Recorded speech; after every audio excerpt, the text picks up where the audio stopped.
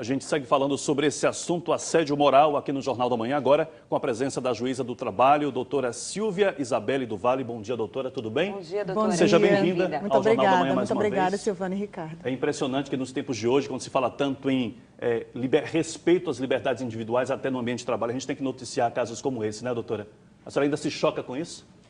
Na verdade, é o nosso dia a dia, Ricardo. Normalmente, esses processos eles correm em segredo de justiça. É até bom que tenha tido uma entrevista como essa, onde as pessoas se sentem à vontade e, de forma corajosa, relatam o que aconteceu no ambiente de trabalho, porque isso incentiva outros trabalhadores a buscarem a justiça nesse sentido. Porque já houve uma decisão de primeira instância, concedendo indenização por danos morais, e isso termina incentivando outros trabalhadores também a buscarem a justiça. Doutora Isabelle, o que caracteriza de fato o assédio moral? É sempre quando isso parte de uma pessoa que está numa posição hierárquica superior a esse funcionário? O que caracteriza? Normalmente sim, mas não exclusivamente. É possível assédio moral de uma forma inversa também, de baixo para cima, como a gente chama. Mas normalmente se vê justamente o contrário, por conta do poder social que estimula toda a relação de emprego. Então, nesse caso, como foi narrado aqui na entrevista, o assediador era o supervisor das moças e ele o fazia, acredito eu, por dois motivos, por dois aspectos de poder. Um, por conta do poder da heterossexualidade, que ele se acha poderoso nesse sentido, e quanto a isso a justiça não pode fazer nada. Mas quanto à segunda parte, em relação ao poder social próprio do empregador, e no caso ele representa o empregador, e é por isso que o empregador é responsável objetivamente por atos desse seu preposto. E a partir desse momento é possível indenização por danos morais. E o assédio, como você perguntou agora há pouco, ele é tido pela doutrina e também pela jurisprudência como uma prática reiterada. Então, como foi narrado, se essa prática ela se perpetua no tempo, isso é considerado assédio. Humilhação na frente de outras pessoas? Isso.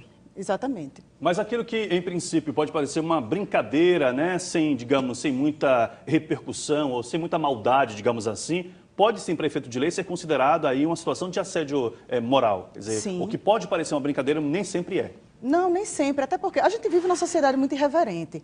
É evidente que nem todas as brincadeiras são passíveis de indenização por danos morais ou assédio moral, o que seja.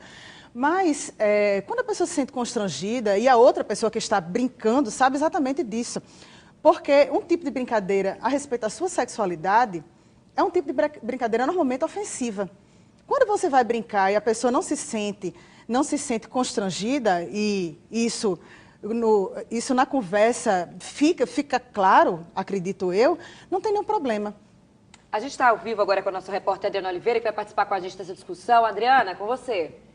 Doutora, bom dia. Hoje em dia, muitas empresas estão adotando políticas de forma que iniba ações de preconceito, homofobia e de assédio moral, né? Como a gente falou agora há pouco. Então, não seria esse o momento de tornar isso uma determinação legal para que todas agissem dessa forma e não apenas quando uma empresa quer fazer isso? Olha só, nós temos aqui no Brasil uma legislação específica tratando sobre despedida discriminatória, que é a Lei 9.029 de 1995.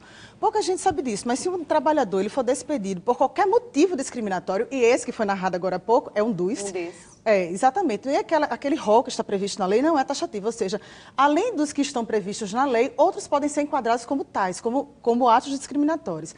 Então, esse tipo de despedida é sim passível de reintegração e também de indenização.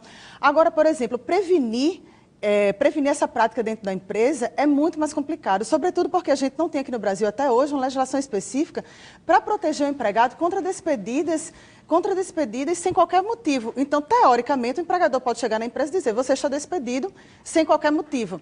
E o ônus da prova pertence normalmente ao empregado. Doutora, vamos às perguntas que chegam agora pela internet dos nossos telespectadores sobre esse tema. Aqui no telão, por favor, acompanhe com a gente. Vamos ver a primeira delas. Não sou um chefe preconceituoso, mas tenho que dar o exemplo e não permito que meus funcionários troquem carícias no ambiente de trabalho. Como temos muitos homossexuais aqui na empresa, vale a regra de não termos beijos, abraços ou demonstrações de afeto. Estou correto nesta minha decisão de gerente? É o Fábio William, aqui de Salvador. Olha só, isso vale para os heterossexuais também, Claro. não só para os homossexuais. Ambiente de trabalho é ambiente profissional. Você não tem que ficar expondo a sua individualidade, a sua sexualidade, seja ela qual for, dentro do ambiente de trabalho, porque ali não é um ambiente propício. Eu acredito que a conduta esteja correta nesse sentido. Separar a vida pessoal aí da vida profissional. Doutora, a gente tem perguntas chegando aqui. O seguinte, fiquei afastada durante 1 ano por doença e ao voltar tenho passado por vários constrangimentos, pois a empresa quer que eu peça demissão, além de estar com algumas restrições que não consigo seguir por causa da administradora. Sou constantemente trocada de unidade. O que é que eu devo fazer? Essa pessoa não se identificou aqui. Esse é um caso de Como assédio agir? moral. Esse é um caso de assédio moral, porque a pessoa se sente constrangida exatamente pelo fato de estar doente. E o TST, recentemente, fez publicar uma súmula tratando de doenças graves, dizendo que a despedida de um empregado com doença grave, a despedida, o ônus da prova de comprovar realmente que essa dispensa não foi discriminatória, é do empregador. Ou seja, se o empregado é despedido doente, cabe a ele, se ele ingressar na justiça, por óbvio, cabe ao empregador comprovar que não o despediu de forma discriminatória. Mais uma pergunta, doutora, que chega aqui para a gente no telão. Vamos conferir. A próxima pergunta é sobre esse tema, assédio moral, aqui no Jornal da Manhã. Vamos ver aí. Tenho um relacionamento amoroso de 13 anos com um subordinado meu.